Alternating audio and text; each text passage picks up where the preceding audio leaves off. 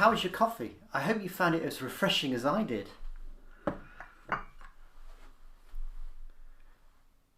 In this lesson we're going to talk about data challenges and how to overcome them. This quote is from W. Edwards Deming. He was an American statistician, and that's so true of the digital age.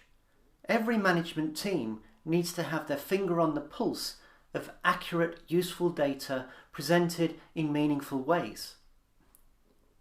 But how do you achieve that?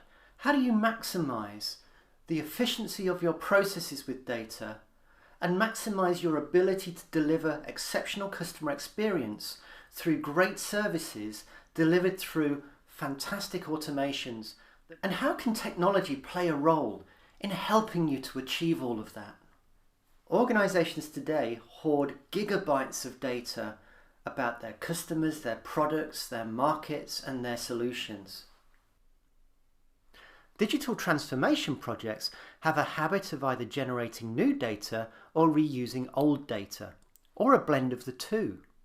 As soon as business leaders develop ideas for business model reinvention, the next thought in the minds of IT and DevOps teams is, where is the data coming from for this? Reusing data found within the enterprise can be challenging because of data quality issues, the variations of data structures and field formats between applications, and issues getting data out of systems. Data quality and data completeness, then, are big challenges for digital transformation leaders. How do you then take those data resources and harness them to create improved automated processes that may include machines and humans? That's what we're going to look at in this lesson. And to get started, let's look at two different models of process automation.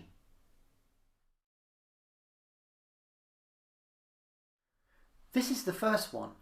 It's called the job packet system. It follows job packets on their journey through a series of gates and events until they reach their outcome.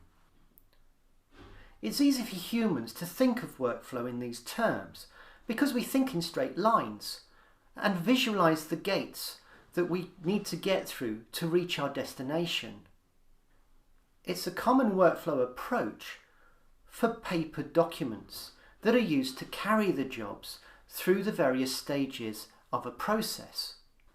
Unfortunately, making computers deliver workflows in a way that humans want to think doesn't build a simple computer system.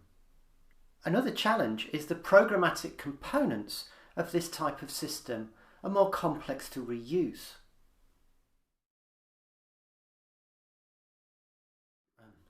Our next model is called the controller managed system.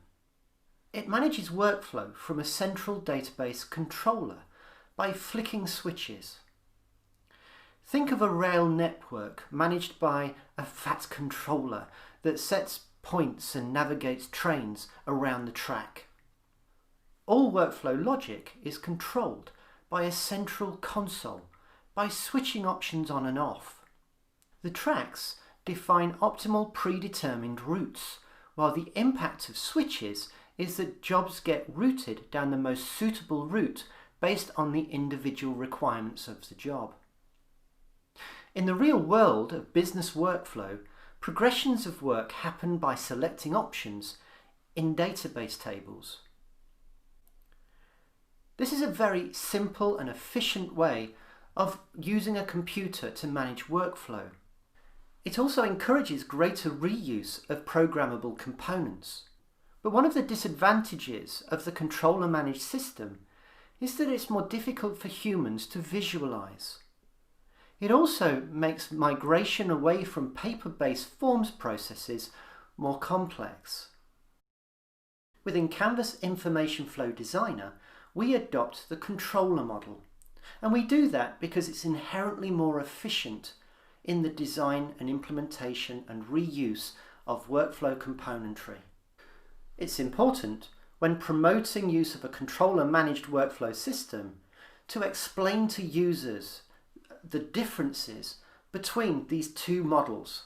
and the benefits that a controller-managed system provides. Let's now examine 5 data challenges that commonly emerge when you're creating new applications to automate workflows. This is the first one, harvesting data. As we've mentioned before, it's not easy to harvest data.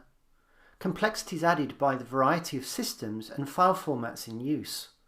It's very rare for applications to be used in isolation, and for that reason, it's common for new applications to require data to be uploaded from third-party data sources. On the screen now you can see a typical example of a harvesting application. In this case, we have 3 different data repositories: Oracle, SAP, and Excel. In this case, we're receiving data from all 3 sources, but feeding it back to Oracle.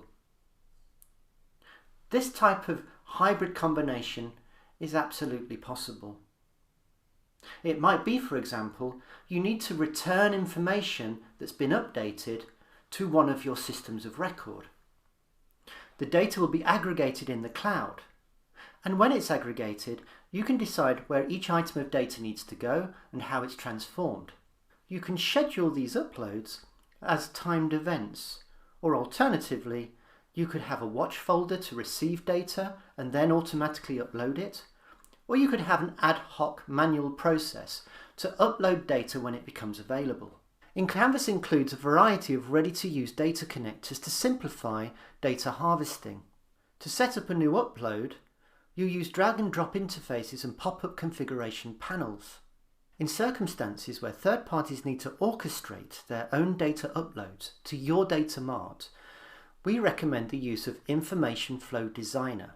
It provides robots to make it straightforward for third parties to upload data to your systems.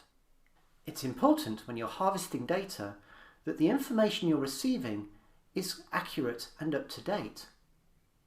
With some systems, like financial systems, they're not up to date all of the time. It may be the data is only complete at the end of a trading period. Our second example is using filters to cleanse data. This might include removing spaces, concatenating multiple fields into a joined up value, or invoking mathematical formulas to recalculate values or add totals. You can use Information Flow Designer to validate the data that's being brought into the system. And in this validation process, if a record fails, you can quarantine it for further review later. Another data challenge comes from mashing data up from multiple sources. Encanvas supports data mashing in 3 major ways. First, it offers multi-threading, which means that it maintains live sessions with your third-party data sources and databases. Secondly, it's multi-sourcing, so it facilitates the harvesting of data from multiple data sources at the same time. And thirdly, it's multi-linking. That means it permits the selection of fine-grained rows of data from harvested data tables to create new data structures to serve your applications and canvases. Encanvas can create new data marts to support your new applications. Without coding, you can create a new SQL database by publishing the rules that you've created in your canvas. Information Flow Designer can be used to run scheduled updates to data records created in your new data mart, so that the currency of the data and the integrity of the data mart is always maintained. Our last data problem is data governance and security. It's important to discourage the use of homemade apps like spreadsheets because they contain data that's not controlled by IT, and they give too much control to users to manipulate the table structures and even the types of data being held in cells. It also makes the data very difficult to reuse. Shadow data created by spreadsheets is a real problem for data administrators today. Encanvas encourages the removal of homemade apps. Furthermore, it logs all data movements between systems. It produces email summaries of data processing activities across the app fabric on a scheduled daily, weekly or monthly basis. It enforces user privileges to control user access to data. It prevents downloading of data to local hard drives, and it even provides application performance statistics. That's the end of this lesson and this module. Before you move ahead to new modules, please take a moment to step back through your notes and make sure you're comfortable with what you've learned. If you have any questions about the content we've provided, please reach out to us on our email or speak to your tutor if you have one. In the next module, we're going to dig deeper into Encanvas Create and the tools that you'll be using. I'll see you then.